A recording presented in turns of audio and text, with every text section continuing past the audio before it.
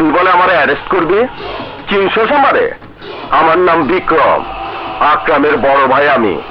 মানসি আমারে বড় ভাই করে ডাকে। বড় ভাই হোস আর যেই হোস, অপরাধের সাজা তোকে পেতেই হবে। তোর ছায় আকরাম খুন করেছে মুন্নার বাবা মাকে, ইজ্জত নিয়েছে বিথির। মুন্নার বিথি কোর্টে সাক্ষী দেবে। আইন তোদের কাউকে ছাড়বে না।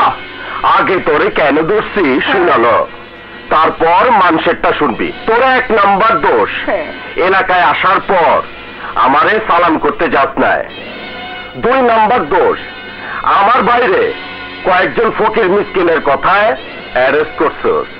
3 নাম্বার দোষ, আমার নাম শোনার পরও তোর কলজা কাঁপে নাই।